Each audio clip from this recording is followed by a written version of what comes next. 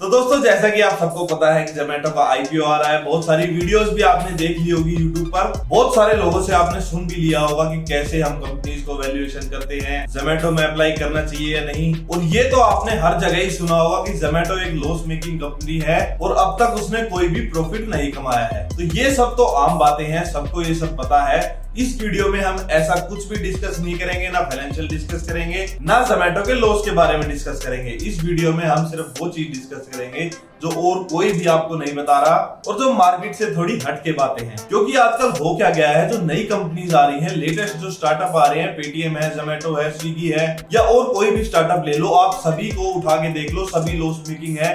एक टाइम पे फेसबुक भी लॉस मेकिंग था, अमेज़न भी लॉस मेकिंग था, लेकिन ये खुद को प्रॉफिटेबल कैसे बनाते हैं उसका एक अलग तरीका है और वो तरीका हमारे अकाउंटिंग स्टैंडर्ड कैलकुलेट नहीं कर सकते। क्योंकि अकाउंटिंग जो है वो जो चीजें हो चुकी है उनको कैलकुलेट करता है। जिस सिचुएशन में कंपनी करंटली है, लॉस मेकिंग कर रही है, उस चीज को अकाउंटिंग आपको बता देगा। लेकिन एज ए इन्वेस्टर आपको फ्यूचर फोरकास्टिंग होना चाहिए। फ्यूचर में वो कंपनी कैसे पैसे कमाएगी वो हमें पता होना चाहिए। क्योंकि अमेज़न भी बहुत टाइम तक लॉस में ही था, लेकिन जब उसने प्रॉफिट बनाना शुरू किया तो बहुत सारी कंपनी को उसने पीछे छोड़ दिया और आज की डेट में वर्ल्ड की टॉप 5 कंपनीज में अमेज़न आती है। तो एज ए इन्वेस्टर इन नई कंपनियों को हमें कैसे देखना चाहिए, इन्वेस्टमेंट का क्या हमारी सोच रहनी चाहिए, क्या पर्सपेक्टिव रहना चाहिए, वो सब कुछ हम इस वीडियो में डिस्कस करेंगे। तो वीडियो को एंड तक देखिएगा। और अगर अब तक आपने हमारे चैनल को सब्सक्राइब नहीं किया है तो आप बहुत कुछ मिस कर रहे हो, क्योंकि मैं ऐसे इंफॉर्मेटिव वीडियोस आपके लिए लेकर आता रहता हूं। तो फटाफट से चैनल को सब्सक्राइब कर लीजिए ताकि जब भी मैं आगे कोई ऐसी इंफॉर्मेटिव वीडियो आपके लिए लेकर आऊं तो सबसे पहले आप तक पहुंचे और आप उसका फायदा उठा सकें। तो नमस्कार दोस्तों, मेरा नाम है ललित, आप देख रहे हैं फाइनेंशियल ज्ञान। चलिए वीडियो को स्टार्ट करते हैं।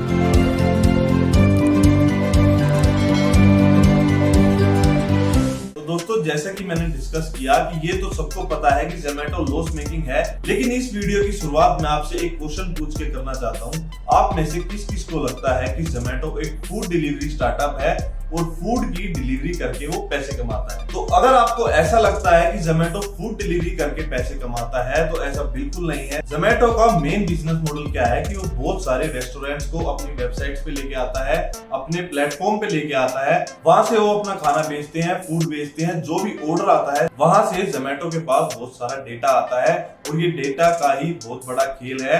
आप सबने सुना होगा data is the new oil, तो वो यही डेटा है। जोमेटो के पास बहुत सारा डेटा आता है कि शहर में कौन से टाइम पे कौन सी चीज बिक रही है, ये सब कुछ जोमेटो को पता है और इसी डेटा से वो बहुत बड़ा रेवोल्यूशन क्रिएट कर सकता है। चलिए जानते हैं कैसे। आप सबने अमेज़न तो यूज किया ही होगा।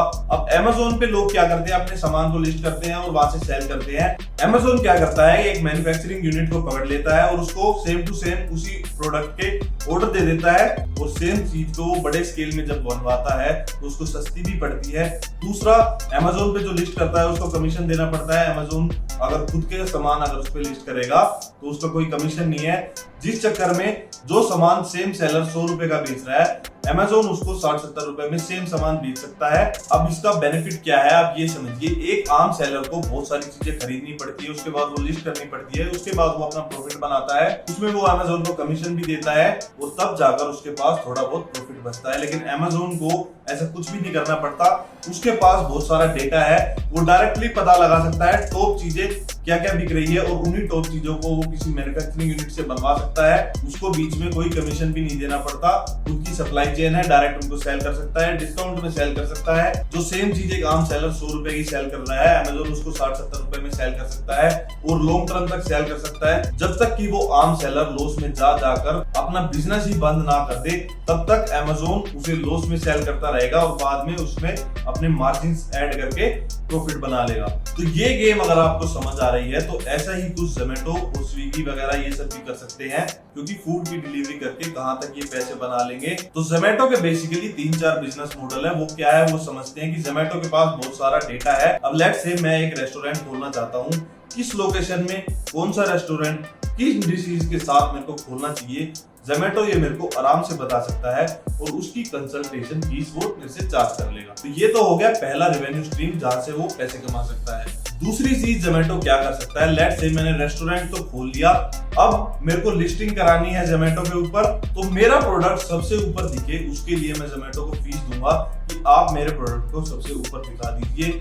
ऐड के ज्यादा से ज्यादा मैं उसको पैसे दूंगा ताकि मेरा प्रोडक्ट ऊपर दिखे, मेरी सेल ज्यादा हो, जिससे मुझे भी प्रॉफिट होगा और जोमेटो को भी प्रॉफिट होगा। ये दूसरा इनकम और स्ट्रीम है उसकी, जिससे वो पैसे कमा सकता है। और तीसरी चीज जिससे जोमेटो पैसे कमा सकता है, वो सेम अमेज़न वाला बिजनेस मॉडल अप्लाई कर सकता है। जब जोमेटो बहुत बड़ा बन जाएगा उसके बाद वो खुद के अपने प्रोडक्ट्स लॉन्च कर देगा, खुद की अपनी चेन लॉन्च कर देगा रेस्टोरेंट की, जहाँ पे कोई भी उसे रेस्टोरेंट नहीं खोलना, कोई भी किराया नहीं देना, कोई भी बड़े बड़े टेबल्स नहीं लगाने। उसको बस करना क्या है, क्लाउड किचन वो खोल लेगा, डायरेक्ट ऑनलाइन डिलीवरी वो करा सकता है। हाइपर स्टोर के नाम से उसकी एक सप्लाई चेन है, जिससे कि वो पूरा फूड का जो रॉ मटेरियल होता है, जिससे खाना वगैरह बनता है, जो रॉ मटेरियल होता है उसके थ्रू वो रेस्टोरेंट्स को सप्लाई कराता है। वहां पे भी वो अपने मार्जिन्स बचा सकता है और खुद की जब उसकी चेन होगी तो सभी वो टॉप प्रोडक्ट्स को अपनी चेन में लिस्ट करके उन्हें बेच सकता है, ज्यादा प्रॉफिट कमा सकता है। उसको ना ही कोई लिस्टिंग फीस देनी, खुद का प्लेटफॉर्म है, उन प्रोडक्ट्स को हाई रैंकिंग पे दिखा सकता है और ज्यादा से ज्यादा अपनी सेल बढ़ा सकता है। अब इसमें उसको दिक्कत क्या फेस करने को पड़ सकती है, वो ये है कि अमेज़न जो है वो प्रोडक्ट्स बेचता है। जैसे लेट्स से ये ट्राइपॉड है जिसपे मैं शूट कर रहा हूँ, तो ट्राइपॉड सेम होगा तो पब्लिक उसे खरीद लेगी अगर सस्ते रेट पे मिल रहा है। लेकिन खाना जो है वो टेस्ट का मामला हो जाता है, और टेस्ट में लोग कॉम्प्रोमाइज नहीं करते। जिस लोगों को, जिस बंदे का, मान लीजिए जिस रेस्टोरेंट का टेस्ट अगर पसंद आ गया, तो वो चाहे महंगा ही क्यों ना बेच रहा हो, वो उसी रेस्टोरेंट पे वहीं जाके वही खाना खाता है। क्योंकि टेस्ट एक ऐसी चीज है जिसको लोग नहीं छोड़ते हैं, जिन पे जहां लोगों को अगर जो टेस्ट पसंद आता है तो वहीं जाकर वो खाना पसंद करते हैं। आपकी इस पर क्या राय है, आप मेरे को कमेंट करके बता सकते हो। मैंने जो ह्यूमन बिहेवियर देखा है वो ऐसा ही देखा है लोगों का, जिनको जहां जो टेस्ट पसंद आएगा वो वहीं जाकर खाना पसंद करते हैं, चाहे वो महंगा ही क्यों ना हो। तो अगर जोमेटो वो सेम टेस्ट उस बंदे का मैच नहीं कर पाया तो यहाँ पे वो मार खा सकता है, फिर से लॉसेस फेस करने को मिल सकते हैं। तो ये तो है जोमेटो का फ्यूचर, कैसे हमें उसे देखना चाहिए, कैसे उसे वैल्यू करना चाहिए। भले ही वो अभी लॉसेस में है, लेकिन फ्यूचर में या तो वो बहुत सारे प्रॉफिट बना सकता है या फिर हो सकता है लॉस में आकर खुद को बंद भी कर सकता है। लेकिन मेन चीज यहाँ पे जो हमें वैल्यू करनी है वो ये है कि उसके पास जो बहुत सारा डेटा है उसकी ये वैल्यूएशंस लग रही है, ना कि फूड डिलीवरी के या जो वो लॉसेस वो कर रहा है उस चीज की वैल्यूएशंस हम नहीं लगा सकते, क्योंकि अकाउंटिंग स्टैंडर्ड्स हमारे पुराने हैं और भी जो नई कंपनियां आ रही है अलग तरीके से पैसे कमा रही है। आप इस चीज का अंदाजा ऐसे लगाइए कि जो बड़े बड़े वीसी हैं, जो इन्वेस्टर्स हैं, वो आज की डेट में स्टार्टअप्स में इन्वेस्ट करते हैं, उन्हें भी पता होता है कि ये लॉस में है, सालों साल ये लॉस करते जाते हैं, फिर भी वो उसमें इन्वेस्टेड रहते हैं, फिर भी और ज्यादा से ज्यादा पैसा लगाते हैं। तो ये तो उन्हें भी दिख रहा होता है कि भाई ये स्टार्टअप लॉस में है और साल दर साल इसके लॉसेस बढ़ते ही जा रहे हैं, फिर भी वो ज्यादा से ज्यादा पैसे लगा रहे हैं, क्योंकि वो फ्यूचर को देख के चल रहे हैं कि फ्यूचर में ये इस चीज को कैसे चेंज कर सकते हैं। आप फेसबुक का एग्जांपल ले लीजिए, क्योंकि फेसबुक लॉसेस में था,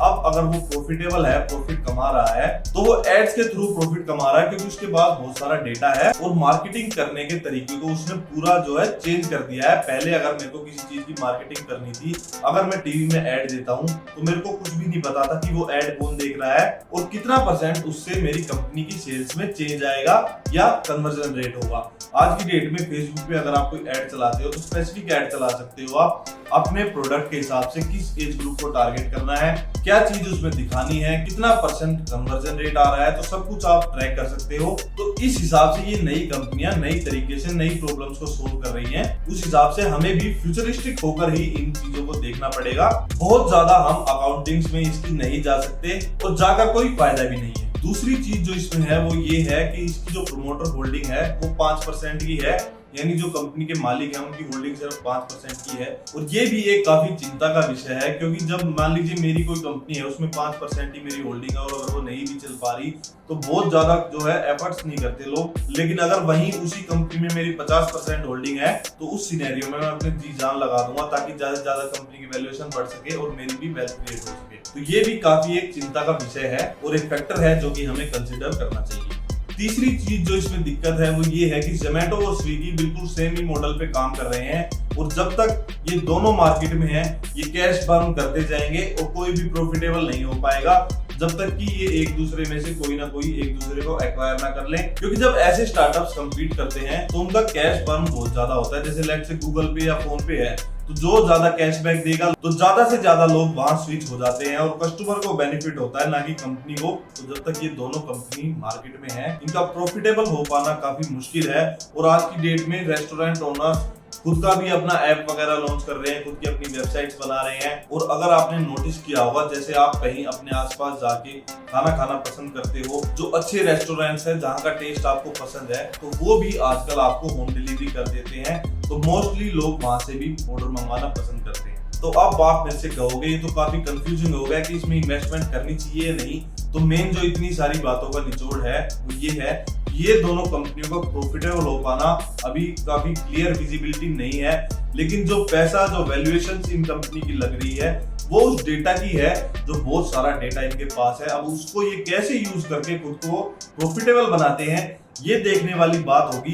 और कौन सी कंपनी प्रॉफिटेबल होगी, कितना प्रॉफिट देगी, ये फोरकास्ट कर पाना बहुत मुश्किल है। क्योंकि 2000 में जब इंटरनेट का बूम आया था, इंटरनेट कंपनीज आई थी, तो बहुत सारी इंटरनेट कंपनी आई थी, उनमें से 98% कंपनीज तो बंद हो गई। तो उस टाइम पे जिन्होंने जिस गलत कंपनी पे अगर बैट कर दिया था, तो उनका तो पैसा जीरो हो गया। लेकिन अगर किसी ने गूगल पे या फेसबुक पे बैट कर दिया था, तो उनकी बहुत ही ह्यूज वेल्थ क्रिएट हो गई, बहुत ही जो है तगड़ा रिटर्न इन कंपनीज ने लोगों को बना के दिया है। लेकिन उस टाइम पे ये डिसाइड कर पाना किस इंटरनेट कंपनी में हम इन्वेस्ट करें बहुत ही ज्यादा मुश्किल था। क्योंकि फेसबुक एक पुलिस के लिए बनाया गया सॉफ्टवेयर था ताकि लोग आपस में चैट कर सकें। और उसके 10 से 15 साल बाद कैसे वो मार्केटिंग को चेंज कर देगा, ये विजन कितना सक्सेसफुल होगा उस टाइम पे बताना बहुत मुश्किल था। तो आज ये बता पाना फ्यूचर में कौन सी कंपनी सक्सेसफुल होगी बहुत ही ज्यादा मुश्किल है। तो इन्वेस्टमेंट का डिसीजन यहाँ पे हमारा 3 बातों पे आके जो है अटक जाता है। वो ये है कि अगर आपको लॉन्ग टर्म इन्वेस्टमेंट करनी है और अगर आप वॉरेन बफेट के वे को फॉलो करते हो, तो वो तो सिर्फ ऐसी कंपनी में इन्वेस्ट करते हैं जिनका बहुत लंबा ट्रैक रिकॉर्ड हो, जिनको वो बता सके फ्यूचर में ये कंपनी पैसे कमाएगी या नहीं। फ्यूचर में पैसे कमाने की विजिबिलिटी अगर क्लियर है, तभी वॉरेन बफेट ऐसी कंपनी में इन्वेस्ट करते हैं।